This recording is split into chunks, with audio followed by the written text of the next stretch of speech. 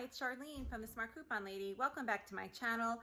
I talk about simple ways to save money using easy tips and tricks. So if that's content that you're interested in, I hope that you will click the like button, consider subscribing, and hitting the bell notification so you know when the next video is up and running. So this last Sunday, we were under the threat of possibly getting hit by Hurricane Henri. And thankfully we did not, but it was a super rainy day. So we took it as a home day to do home projects. And I took it as a day to do some of my favorite kitchen preps that I want to share with you. Now, some of these you may be familiar with and some of these you may already do yourself, but I wanted to share the ones that I like the best.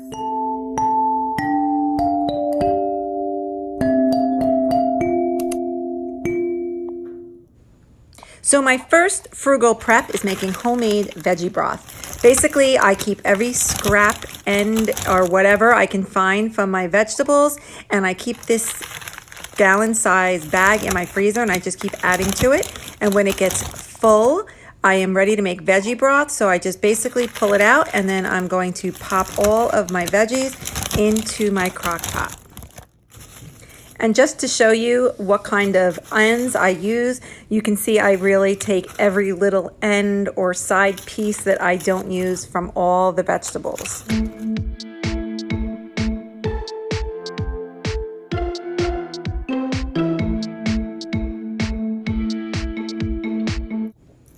Then I'm going to add between 13 and 15 cups of water, depending on how many vegetables I have.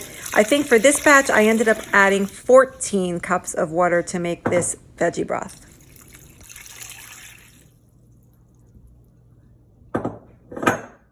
Then I'm going to add a teaspoon of whole peppercorns, a teaspoon of rosemary, and a teaspoon of thyme. A teaspoon, which equals 2 cloves of garlic, and a bay leaf. Just give that a gentle stir to get it all mixed up.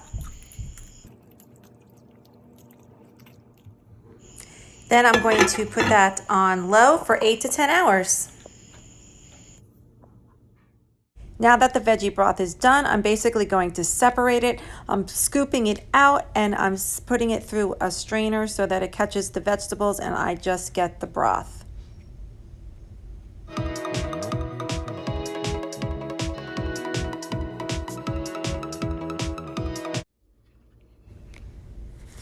Then I'm going to put it into this bowl so that I can add some more through the strainer.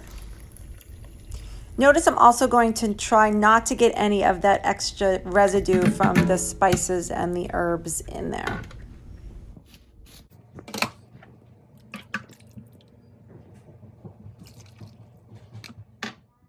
I ended up getting 12 cups of veggie broth.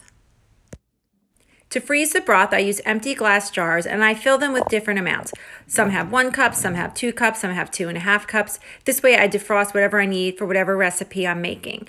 Just make sure when you freeze the broth, you leave a little bit extra room on top and don't close the lid until it's completely frozen.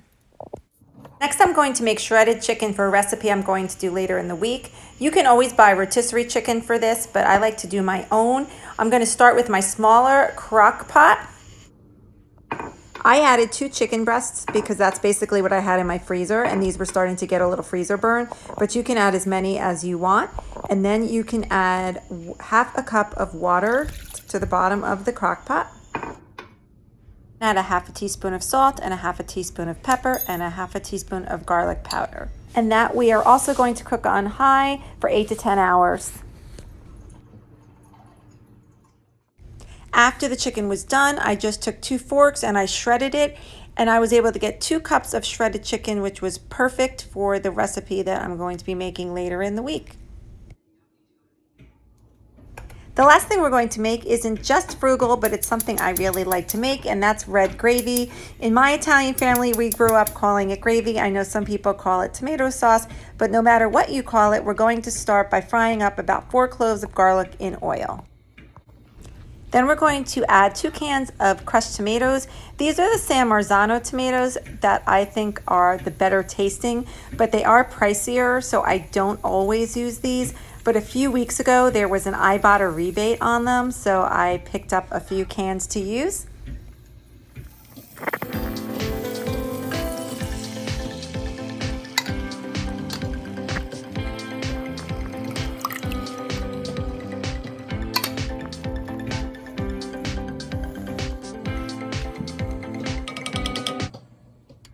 Something I like to do is to make gravy water. So I take the empty can of tomatoes that has just that little bit of tomato residue still in the bottom, and I add a little bit of water, because as your gravy cooks, it may get a little bit thick as it cooks down. So if you have some gravy water, you can add it to it so it still has the flavor of the tomatoes, so it's not just like you're adding water.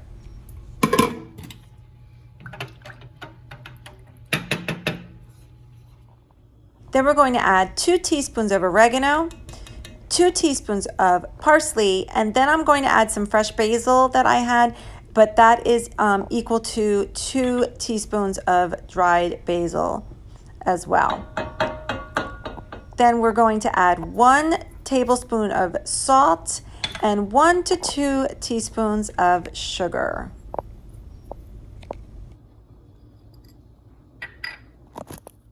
Another frugal hack is when I get to the end of a bottle of wine, I will freeze whatever's left and use it right in my recipes. Here I'm adding in a half a cup of white wine, and it's still frozen, but that will melt as I stir it up and as it starts to cook down. Now I'm going to stir this all up until it's pretty well mixed.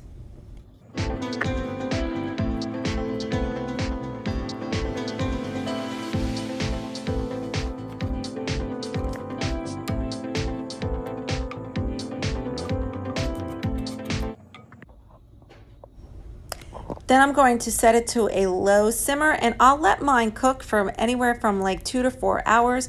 And like I said, if it gets a little thick, I can add some of that gravy water to it.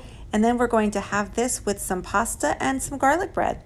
So I was happy to get those things accomplished on this rainy Sunday. I hope that you are safe and doing well. And thank you so much for watching, and I will catch you in the next video.